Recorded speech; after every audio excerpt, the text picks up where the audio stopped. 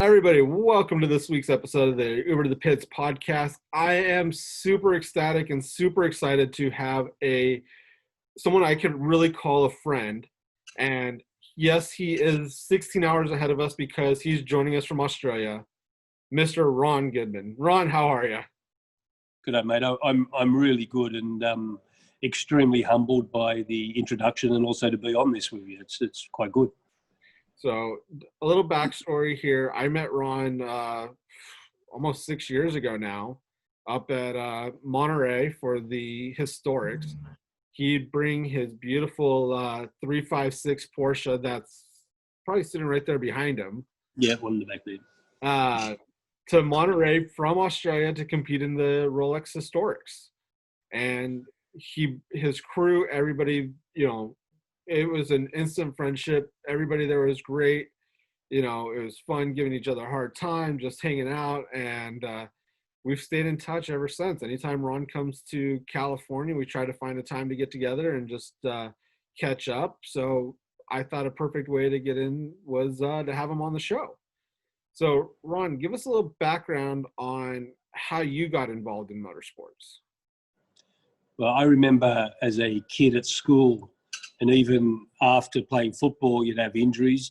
You'd still religiously end up at the Speedway on a Saturday night to watch the Speedway cars go around. And I just was so wrapped with the Speedway cars on the dirt, so I ended up doing Speedway. We started out in stock cars, then we went to the Grand Nationals, to the hand-built cars, what we call Grand Nationals here. And then the only step up from there was to Nascar, and that's what we've done in Australia was Nascar. It faltered here in Australia, but it just didn't take off the way that it does in the US. Yeah, now... So it was the best thing we ever done. It was fantastic. Now, when you guys would do NASCAR in Australia, here they do 2, maybe 3 road course races a year, but then the rest of the time they're, just going left the whole time around the oval. Was that the same thing NASCAR-wise there in Australia, or was it more of, because you have some great circuits in Australia. You have Bathurst, you have Surfers Paradise, you have Phillip Island. So was it the road course stuff or was it a lot of oval stuff? No, it was both. We had 2 oval courses. We had one large track in Melbourne and we had one small bang track in South Australia. And then we'd run at Surfers Paradise with the Indy cars. Myself personally, I loved the oval tracks better, but having a speedway background. Now I think I'd rather go back to the road course after running road cars. Yeah, and I mean, for people that haven't watched racing in Australia, they have some spectacular racing. They have ute racing. They have twin supercar series. They've brought back the Formula 5000 series too. I think it was originally supposed to start this year, but with everything going on in 2020, it'll probably most likely be pushed to 2021. Yeah. Of course, you had back in the 80s and 90s, you'd have IndyCar come there. Every year you have Formula One coming there to, race. So, for being an island where England sent all their criminals, hundreds of years ago, you guys have a really deep racing heritage. Yeah, we do actually, and we've had some brilliant drivers, and we've got a lot of good people behind the scenes here. As we were talking before about the young guys, we need to bring more young guys into the sport, and Australia's pretty good for that. Like we're not as big as you guys, but what we have in a pro rata as far as these kids coming in, we have good programs bringing them up through the Ute Series, like you said. Then they move into the V8 supercars. And a lot of these young guys are just so talented, it's not funny. Yeah. I mean, you guys, it's like you have Daniel Ricciardo, who, is now racing in Formula One. Yep. You had Mark Webber, who, when raced Formula One, went on to the WEC, ran, won Le Mans with Porsche. You guys have had a very deep breed of Alan Johnson, of Australian racers. Was there one for you growing up that kind of like our Dale Earnhardt or Richard Petty or? Well, I actually stayed at Richard Petty's house when we ran over there once. We were over in Charlotte area. But no, my one here would have been Peter Brock. He just literally, whatever he got in, he won. So Yeah. it was really good. Yeah. They, I remember seeing a movie that was talked about Peter Brock, and just Yeah. no matter whatever he got in, he would just kick your butt. Absolutely. You could get him into a fruit box with wheels on it, and he'd still give you a good run for him. He just knew what he was doing. So Exactly. So you ran NASCAR, and then how long did your Australian NASCAR career last? I think all up it lasted about 5 seasons. It Okay. just faltered. We didn't have the backing like you guys have. Like we had to pay for everything rather than being paid for it. Yeah. And you just couldn't keep it up. And I had a couple of big crashes, and once you have a few big crashes in those, it's your budget's just gone. And that's what was happening here in Australia. We just didn't have the budget. We didn't have the backing like you guys do. So it just didn't happen. So did you continue your racing career from there, or is that when you started transitioning more in towards the vintage racing? That's when we started with the vintage racing. I remember going to a track, and I used to hate road course because anything other than left you'd get lost on. So I literally, and everyone say, oh, the apex for here, the apex for there. And we're just used to brute power and getting around the track that way. Then you had to learn to nurse the car and finesse it around the track, and I thoroughly enjoyed it, especially in the wet. I love the wet weather racing. No, and I think, was it, you actually had a really big wet weather race a couple of years ago. We've had a few big wet weather races, and I've usually won a fair few of the races, even over the bigger Porsches. Yeah. I think in the NASCAR at Eastern Creek, I was the first person to ever completely do a qualifying lap in the wet in a NASCAR when the tyres first come out. So I was pretty wrapped with that. That's pretty amazing. So what was your first foray into the vintage scene? Because that is what I know over here statewide, when we look at, by the way, Ron actually has his own paint to sample Porsche color, the good old Goodman gray. Goodman gray. So what was your first foray into a vintage car? Was it straight into Porsche, or did you straight into Porsche? Okay, straight into Porsche. So you're like, I'm used. They're like, I'm already used to wasting money racing NASCAR, so now we're just going to throw more at it, just going straight for Porsches. Now, this is a lot cheaper now than it was before. Now I've always had Porsches. So I used to have a black 930 that was nitrous oxide injected, and it was a very fast car. So we ended up selling that one and bought some early 356s. We rebuilt them and went out to the track, and we enjoyed it. My first one actually I bought from European Collectibles. Okay. And we bought that over and done that up and started winning races with it. So we just got more and more into it. So you get into the 356, here you're talking about, I love NASCAR. I love the brute power. And now you go from the brute power to something that's just a little bit bigger than a lawnmower engine. No offense to Porsches, because I deeply have a high affection for Porsches and stuff like that. But if you don't know a 356 motor, it's really not much bigger than a lawnmower engine. It's very basic. I'm extremely lucky with a good team. The guy that builds my engines is really, really smart. We maximize it. We've had a lot of breakages, hell of a lot of breakages. But the only way to advance something is to take it to that nth degree.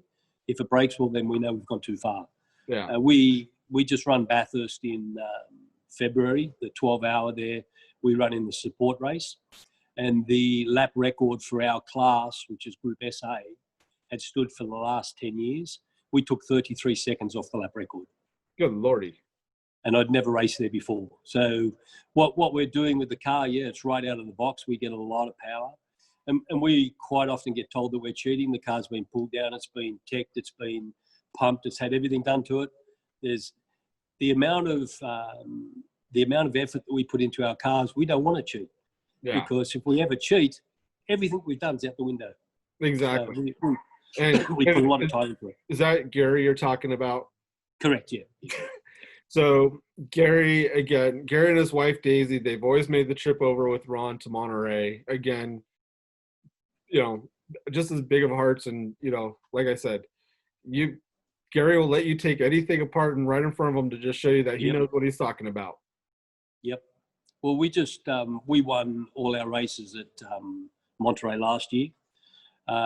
We went out. We had pole position, and we had some engine trouble with the flywheel.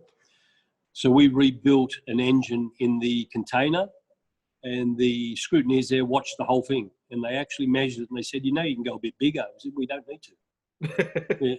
We said to them, you can come in, you can touch, you can look, you can do everything you want, you just can't take photographs. And they walked away and they were blown away. And there's not one bit of cheating in that car. No. Maybe the driver just getting too old. That's the difference. With age comes knowledge, right? So you have your 3.6, you have that beautiful 908, and then 906, yeah. Oh, sorry, 906, and then you're also, I think, just last year or 2 years you finished your 996 now. Yep, yeah, which is like your first water cooled car, right? Correct, yeah. It's a 996 Cup car, and we use that for rides. I take my team out we got a local track here that is my test track.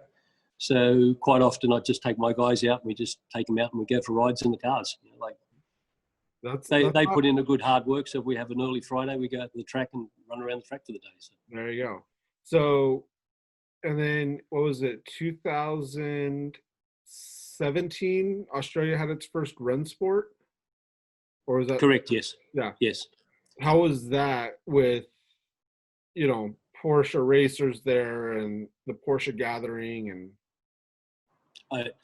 anything Porsche does is good, and once again, like if you rated the brand sport that we go to in America, you'd give that 10 out of 10. Yeah. What we done here was pretty close to 10 out of 10 for Australia. Yeah, it was a fantastic event. I've still got memorabilia from it here. We took out the concourse in my car, so we won the inaugural Rennsport here. I don't think we won our race. I think we had problems with the engine, but as far as my 54 Cabrio, we won the whole concourse of that. So we're pretty happy with it. So that's awesome. Let's get back a little bit to the vintage racing too. Like you said, the only thing cheating is you getting a little bit older, this and that.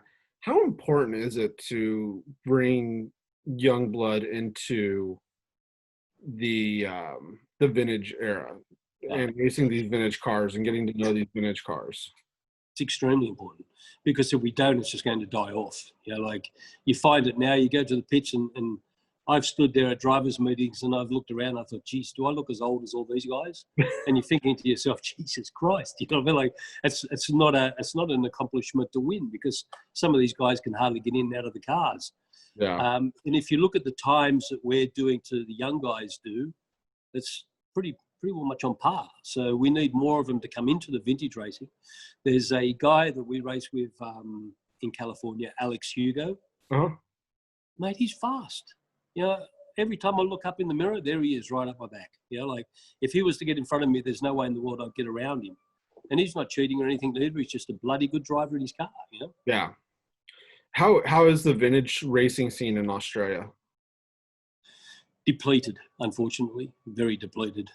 And I think after we come out of this problem worldwide, it's probably going to be even more depleted, only because we've not got people coming through. And it's so expensive for the young guys. That's the problem. There's so much talent, and they just can't go out and buy a $250,000 car to start racing. And that's the problem. It's just too dear for the young guys to come through. We need people to give them backing to come through onto them. And I mean, because really, you do have like the lesser, you can get into a little bit more, budget friendly cars, like, a Triumph Spitfire, or, getting into like an MG, or, Mazda Miatas now are classified as vintage cars, like the NAs. Getting kids or younger generation, that are racing go-karts or racing Formula, like a Formula Ford series right now, bringing them in and saying, hey, you know what, I have this car, so be it be a Triumph or a Mazda or MG or, whatever it may be on the lesser expensive spectrum, but let them come in and see what vintage racing is about. Just as much camaraderie as it is in club racing, there's still something so special about vintage racing, and being able to share a story about the history of what your car accomplished before you got it. There is a guy that raced at the Rolex Reunion who had Niki Lauda's championship winning Formula One car. Yeah. And, you have these other historic Porsches that were driven by Derek Bell and George Fulmer and, these other guys that have stories to tell. That's great. Somebody gets into, a Peter Brock car, to share the story about, hey, this was Peter Brock's car that he ran, the Bathurst, 1,000-kilometer race, or the Brock, the 12-hour race, or this or that. And it builds a whole different type of camaraderie, being able to share the history of where your cars come from, and the fact that I just got to drive Peter Brock's car, or I just got to drive Niki Lauda's car. I got to drive James Hunt's car. I got to drive Ron Goodman's car. Oh, that wouldn't mean much. Oh, come on. No, but you're exactly right there. One of our friends that's raced over there as well, Terry Lawler, he's just bought Dick Johnson's car, he was Ford, whereas Peter Brock was more into the Holdens or your Chevs. Oh. And Dick Johnson was the Ford. And Terry's just bought that. And just to know that it was owned by an icon is a lot to all of us, and it's out there racing, Yeah. You're exactly right with what you're saying. But it'd be good to get young guys involved in that more, because, unfortunately, a lot of the young guys now, if you were to say to them Peter Brock, they'd say, who? Peter who? They just haven't been brought up in that environment. Yeah. But again, that's where, your knowledge and, the other knowledge of the drivers come into effect, where, maybe talking to an organizer that puts on a vintage race down in, Sydney or Melbourne or wherever, say, hey, let's, invite this club that has these young kids racing these Formula Fords, or these young kids driving these go-karts, and we'll be their support race, or they could be our support race, and we kind of get them enthralled in what vintage racing is. Yeah, well, we do something similar to that now through the HSRCA. We actually have driver appreciation days where you can bring someone out, a family member, a friend, a young guy, and you can let them drive your car on the track, the vintage car, so they get the grasp of the whole day. Yeah. But we can't do that now because you can't have more than one person there, so which makes it a bit hard at the moment. Yeah, we just got done having a track day last month up at Laguna, and yesterday at Sonoma, and it's the same thing. One person in the car, no passengers, one person at the track support. If it's a team, you could have like 3 guys there with you. So it's hard. It's bloody hard at the moment, but we just got to stick through it and hopefully come out at the end. You know what I mean? Like, that's the hard part at the moment. If you go out racing, you haven't got that camaraderie, that whole friendship thing when you go to the track, because there's only you and one other guy. So it's not the same as it used to be. Yeah. Now, I know right now it's it's winter time in Australia. Correct. Yeah, that's why it's freezing. That crazy southern hemisphere. Do you guys still run year round like we sometimes get to in California, or? Yeah, we have a winter race, which is good. It's in the wet, so it's usually raining, and even our spring and autumn races that we have are usually in the rain. So that's why I love it. Give me wet weather anytime. I've always, whenever we take the car over to California, we always take a set of wets, praying that it's going to rain for one of our races, but never has yet. Well, yeah, because you're coming out in the middle of August. I mean, come on. Yeah, we get rain in summer too, But again, it's California. Look, Monterey, you get the marine layer, the fog layer, until about 9:30, 10 o'clock in the morning, and then back up to we've been through that fog. Back up to 88 to 100 degrees during the day. Yep, we've been through. You've been out there with us at Monterey when it's like that. Oh, absolutely. Yeah, it's a good track. It's a good environment there too. Even with all the roughness that they're going through at the moment over there with people running the track and everything else, it's still, I think the underlying side of it is the racing, and that'll always shine through no matter who's at the top. It's just a matter of getting the people at the top to have it organised properly for the people down lower. Yeah. Exactly. Yeah, it's a whole mess up there right now. Yeah. So with Australia, we have Watkins Glen, we have Road America, we have, Road Atlanta, Laguna Seca, Yep.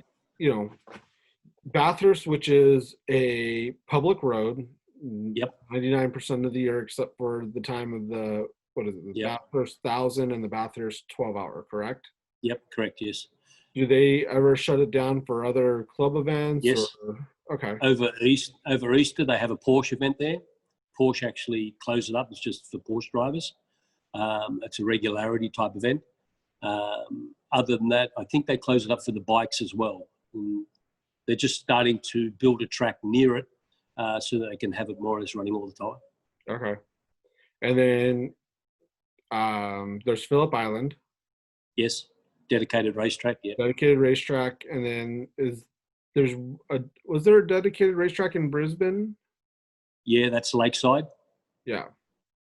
And then we've got Eastern Creek in Sydney. Okay. And there's Barbagallows in Western Australia. So, and I can't think of the name of it in the Northern Territory, but I should know it. But Gary's got on the plan at the moment because, and without sounding egotistical, we've got the lap record wherever we race. And there's a couple of tracks around Australia that we haven't got the lap record. So we're going to head out for those during this downtime whenever there's a race and hopefully get the lap records there. Yeah. That's not egotistical. That's, every racer wants, to win and have the fastest lap. Yeah. But when you say it yourself, you sound a bit wanky. Yeah, so. Not at all. So out of the history of the tracks there, really, what do you compare as the quintessential tracks for Australia? The quintessential track would be your Bathurst, obviously. Everybody knows Bathurst. Phillip Island for vintage races. One big vintage race there every year. And it always fell around the time of Monterey, like for us shipping the car over. Yeah. So we're planning on doing that one. Not that it's going to happen this year because of the COVID as well.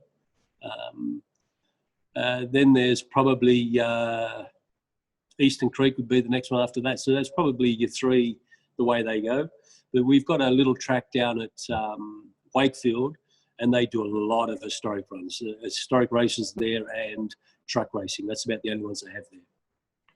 Now, is other type of racing like the quarter midgets? Is there any more circle type? Do you guys still do circle racing in?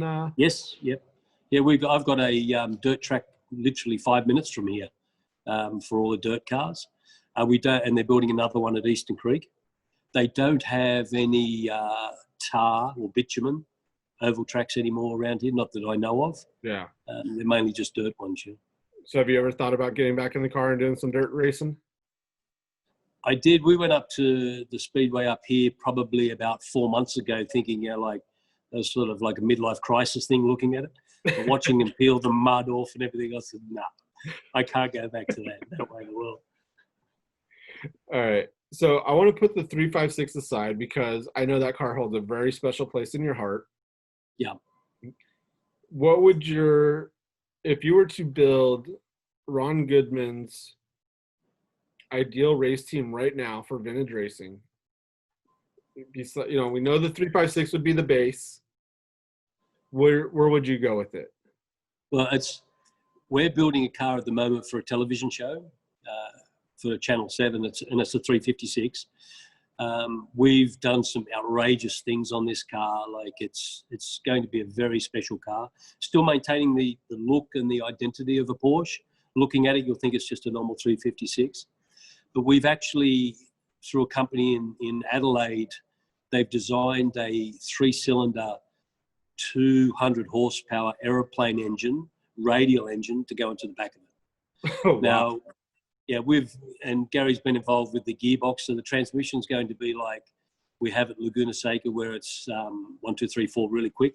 The car might not go faster than 130 mile an hour, but it's going to get there bloody quick, you know. And we're hoping that we should be able to have a 356 that lifts its wheels on takeoff. So. Yeah. And then, of course, you have your awesome transporter that you get, your Volkswagen transporter you can see in the back there. Oh, yeah, we can throw it on. That stretch cell fits onto the back of it. We've also got I've got a 914 that we actually turbocharged, and it's got just on 400 horsepower, turbocharged with injection and water injection. On a 914, that probably weighs about, what, 1,800 pounds? Probably a bit less because this one's been lightened, so. I got a problem with going fast, you know. And it's. I tell my people it's never ever the speed that hurts anyone. It's that sudden stop that makes the problem every time. Exactly. Going fast doesn't make a problem. I mean, you know, a little bit to benefit you though is that you get a little bump here, you get a little bump there. You just take it back to the shop. You have your body shop that could, pound out that. I'm sure you guys have gotten really good at pounding out metal now. Oh yeah, mate, we just had a GT3 turn up who had an accident yesterday at the track, at the front end. I've repaired my one twice, the 54. It's had 2 hard hits, one hard hit at Laguna Seca when the diff locked up that time. We had to fly it back to get it ready for Rennsport. My 60 Cabrio, that got put into the wall at Indianapolis, so we had to bring that one back to fix it. I've never really, touch wood, had a big crash here in Australia in the cars. It's always happened overseas. Yeah. Well, touch wood. That's here. I'm knocking on the desk right here for you. You know, and that's the pain about the stuff about, you know, coming overseas, having those incidences, having to fly back with it and repair it. But, you know, it's all part of the game. That's right. It's part of it. And the day that you start thinking, I don't want to scratch or I don't want to mark it, you shouldn't be out there. No, exactly. You should be doing a different form of track days or something else because you're out there to race. You put on a show. You don't want to start banging into people, but you want to have a good time too and not mollycock your car around there. You know, I believe I drive my cars hard. If they get damaged, we fix it. Simple as that. Yeah. And I want to know, was it last year or 2018 when you went back to Europe to go do the snow driving, the ice driving in the Porsche? I do the ice driving every year with Porsche. I do Canada and Finland. It's every single year. I just come back in February from being over there this year. We drove the new Taycan as well. Like, Porsche just keep raising the bar every year. Whatever they do, they raise the bar on. Yeah. The Taycan is amazing to drive. But the new Series 2 cars, Gen 2s, 992s, like, wow, a novice could drive that on the snow and look good. That's how good the car. That's what I was going to ask you here is how much does driving in the rain and driving on the ice translate to making you a better driver on the track or even a better driver on the road, being able to understand the vehicle dynamics along with what you're capable of doing with that knowledge? It plays a big part. I always tell people that they need to do ice driving or at least get out in the dirt to drive their car because the average person driving the car never really knows what happens when the rear end slips out. And if it does, all of a sudden it's like, oh my God, what the hell's happening here? And they don't know what to do. And that's when an accident happens. So if you get out there and you throw that car around, you'll find that limit. You'll know when not too far around you go. Obviously, you don't go and do it on the street or you don't go and do it where you can hit something. You do it with a big open space and you're going to learn exactly where your pivot points are on that car and exactly how far you can take it. I mean, you'd be really surprised what hand position, a little throttle control can really do with car control when your car gets loose. Absolutely. Your biggest controller when it gets loose is your foot, is your right foot with the accelerator, not so much the brake. The brake's your last minute, or you can settle it to get a bit of weight onto the nose. But your accelerator, you can drive out of more spins than you can by hitting the brakes. Like they always say, when in doubt, gas it out. Yeah, I suppose that's one good way to do it. Yeah, I've done that quite often out of corners in the wet, I suppose. But yeah, like I love if somebody, I quite often say if somebody said to me, you've got to give up all your motorsport, you can keep one thing, that'd be ice driving each year. I don't know if you saw the video. Did you see the video where we're on the ice rink playing ice hockey with people? I saw pictures of it, but I didn't see the video of it. Yeah, it's coming out. It's the next edition, I suppose, of our movie. Have you seen our first movie, The Road to Monterey? Yeah. Yeah, well, this is a follow-on from that. Okay. And we actually had a game of hockey with a hockey team on the ice rink, and it was the best thing I've ever done. Versus the 356? I was in the 356. The guys actually, the team that turned up that we played against, they were actually scared, thinking that they were going to get hit and it was going to be an absolute nightmare. They couldn't believe the car control that we had. Like when you're looking at cameramen out running around, 5 ice skaters running around, and I scored golds. The whole lot. It was fantastic. When that movie comes out, you'll have to watch it. It's really, really. We'll definitely really have to watch it, and we'll definitely have people to check out it. The Road to Monterey. Yeah, so it won the German Auto Car Awards, and Qantas actually have got it on all their planes, and their planes are grounded. So it's on all their planes. Yeah, I mean, well, our planes, people are still flying here, but it's just short flights, and yeah. The one flight I've taken so far this year, I had 20 people on a plane. Wow. That was it. Well, they've got them flying from Melbourne to Sydney, but Melbourne's in full lockdown now. But when you fly from Melbourne to Sydney, you've got to have 14 days isolation in a locked up hotel. So 1 hour flight, locked up for 14 days before you can get back. What about like Sydney to Perth? Or is that not? No, locked borders now. Yeah. We've got closed borders in all the states to try and contain it. Gotcha. Yeah, it's nowhere near as horrific as you guys have got it, but it's still pretty bad. Yeah, and I mean, we saw people, states open where we have to fly back, and people are flying back and forth from states because of work and different things like that. And so, we've just gone into Melbourne. Have just gone into 6 weeks of total lockdown. Yeah. California keeps going. Curfew at 8 o'clock at night. They're not even allowed on the streets. Wow. Just really, yeah. Yeah, California. We're not in that deep of lockdown, but we are in the, pretty much, unless if it's an essential business, it's shut down. Really. So same as us here. It's not good. So. Well, hopefully we all get through it, but by what a lot of these people are saying, it could be 2 years. Yeah, like it's a long, long time. Yeah, I think there's a bunch of different aspects going into it. I think there's definitely some, at least here in the States, there's some political play on both. Yeah, 100%.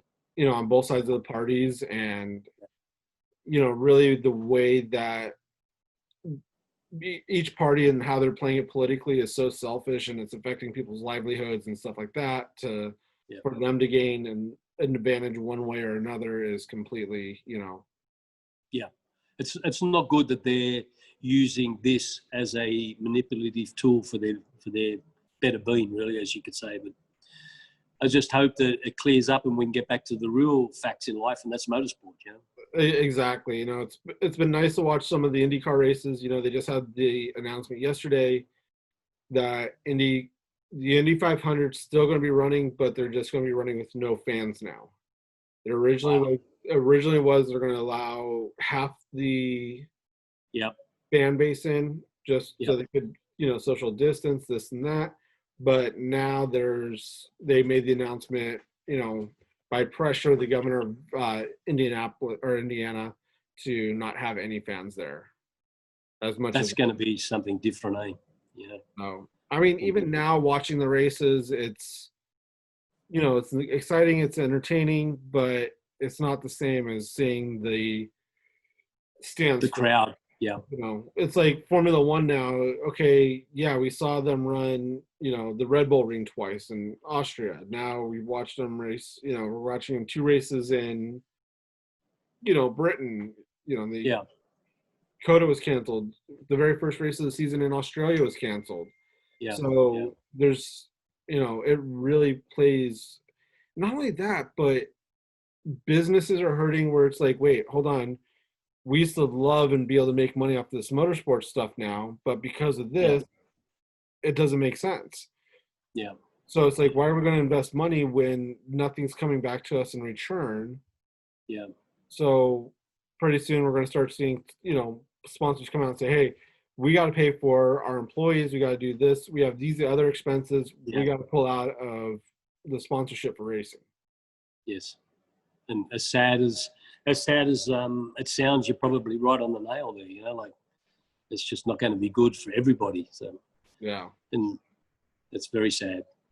And it's probably going to affect the vintage races as well, because even though we don't have sponsors, a lot of the vintage racers are business owners. And that's what I was alluding to before. A lot of them probably won't come back because if they're not going to race for a year or two, then they lose that out of their system. They park the car and forget about it. Exactly. It becomes a garage. It either becomes a garage queen or starts making its rounds on the auction blocks. Yep. That's where we need to get young blood in it and make it more affordable for them, as you said before. That's what we really need to do in this sport. Yeah. And at this particular moment in time, it's a bit hard because you can't get them out there and be next to them the way that you should be to try and nurture them through it. Exactly. You might have to start building a fleet of 914s for the youngins. That'd be a good thing. I got a 9442. We got a 944 Cup over here. Okay. Not that I'm going to race this one in it, but we've done it up as a 944 Cup car. That's another. That would be a good starting block for young guys. Inexpensive Porsches. And good racing and well-balanced car. Like they're really good on the track. So. No, absolutely. I mean, because, the 944 with the front engine, rear-wheel drive, good balance. And the gearboxes at the back, like it's nicely balanced out. Yeah. It's a good car. And then, even the 914s are a real, well-balanced car. Oh, bloody oath. Yeah. And not only that, but a good horse or a good, what's the word I'm thinking? A good momentum car. Yeah. So, well, the first time I ever drove my 9146 at Road Atlanta, I accelerated down that back straight as you come over the hill, and I broke where I normally break in 356. Came up a little short. And I had to rebalance and stop it. Yeah, I was like, wow, the corner's up there. But that's how great the cars are. But everything Porsche built is like that. You can be a novice driver and drive a Porsche and look good in it. But when they do bite you, they bite you bad. Yeah. So, Ron, I don't want to take much more of your time. I know it's in the middle of the day for you there on Thursday. That's not it, man. I really, really appreciate you taking the time in the middle of the day to come join us for this episode. And, at the end of every episode, this is your time to go through, think if you do have any sponsors, put any shout outs you want to put. Let people know where they can find you on social media, follow you, see what's going on. This is your time at the top of the podium. Well, Speed 0023 is the Instagram that we run the race team through. Really, I don't have any sponsors except for my own business, and obviously Porsche back me with a lot of stuff. The guys like Gary from Outlaw Engineering, he does a great job on my engine. And then just the guys on the team. We got a great bunch of blokes, and they're all working at the moment. None of them can take time off to go racing because we're not racing. So hopefully soon we'll all be back out racing again. So absolutely, we hope this best. And I thank you too for humbling me by asking me onto the show. So. Hey, anytime, and it's coming back at you because once we can start traveling, I got to make my way back down to Australia. Yeah, make sure you do. Yeah, I told you before. Anytime you're down here, mate, there's a car. There's a place to stay, whatever you need, and you can work it off by wrenching for us on the race car. Yeah, that's all I need. that's the other thing you need to do with these young kids is get them in and just get them to start turning wrenches as interns, and we do. We run a competition through Porsche where if they meet certain targets, they get to come with us to a race, help out on the race weekend.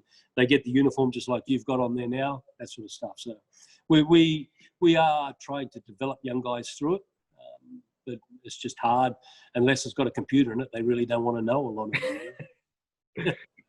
No, there's some of my favorite cars are just the older Formula One cars. The 356, the like the 74 RSRs, and yeah, they're real cars. Like Yeah, the cars of today, and no disrespect to the drivers, but you get so much feedback out of the computers. It's driving by computer. The old school cars, you had to get the feedback from your rear end. You didn't get it from the computer. Speaking of old school cars, the announcement got released yesterday. Did you see the Gordon Murray T50? No. So Gordon Murray, you know who Gordon Murray is, right? He designed the Brabham turbine car, Formula One. Yeah. He did the original Formula One McLaren F1 car. Yes. So he just released his new car, which is like a baby McLaren F1 that has a Cosworth designed, normally aspirated V12, revs up to 12,100 RPM, Wow. 6-speed manual transmission, the traditional 3 pedals, yeah, turbine in the back, $2.8 million. Wow. Well, funny you should say that. I just saw a post that Magnus Walker put up. He's driving the new 992, and he shows a picture and he goes, "Look at this!" And there's 3 pedals. And I didn't even get it to start with, but you guys aren't used to having 3 pedals in the new cars anymore. They're all nearly automatics. That's correct, eh? Yeah, exactly. Wow. So, yeah. So if you get a chance, go Google Gordon Murray T50. I'll be doing it straight after I get off from you and have a look at it. Yeah, the tachometer goes up to 13,000 RPMs on a street car. Mine's done that. Mine's done that in this a couple of times. Yeah, but that's the great part. This is a street car. The pistons have come out everywhere.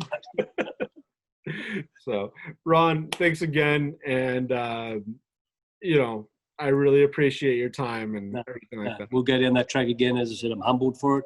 And mate, anytime you're over here in Australia, like even if I don't put you up, Gary will always take you in. Either that or I get stuck with Ernie. You won't get stuck with Ernie. I'll Ernie's good, mate. No, I love Ernie. He had his birthday the other day, so I had to give him a little bit of a razzing. Yeah, he's a good bloke, Ernie, man. Solid guy. So exactly. All my guys are pretty good. So they are. All right, Ron. Well, you have a good rest of the day, and we'll talk soon. Again, mate. Thank you very humbling. No problem. Thank you, mate. All right. Take care. Bye.